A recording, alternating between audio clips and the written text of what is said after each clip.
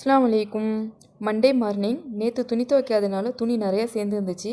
First அதை wash பண்ணிடலான்னு சொல்லிட்டு மிஷினில் போட்டிருந்தேன். நேற்று காலையில் பூண்டு ஊற வச்சுருந்தேன். நேற்று உரிக்கிறதுக்கு மட்டும் தான் டைம் கிடச்சிச்சு. இன்றைக்கி அதை கையோடு அரைச்சி ஃப்ரிட்ஜில் வச்சிடலான்னு சொல்லிட்டு அரைச்சி எடுத்து வச்சுருக்கேன்.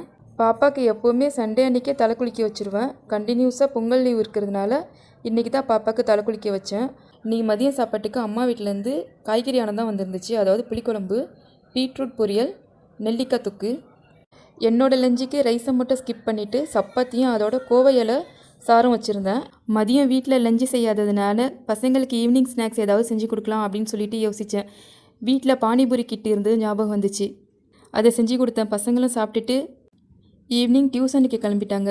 கொஞ்சம் டைம் இருந்ததுனால நாளைக்குள்ளே ஸ்நாக்ஸை இன்றைக்கே ரெடி பண்ணி வச்சிடலாம் அப்படின்னு சொல்லிட்டு குலோப் ஜாமுன் மிக்ஸ் இருந்துச்சு. அதையும் ரெடி பண்ணி குலோப் ஜாம் செஞ்சு வச்சுட்டேன். அல்ஹம்துலில்லாஹ், இன்றைக்கி டே எங்களுக்கு இப்படி தான் போச்சு. இன்னொரு விலாகில் பார்க்கலாம்.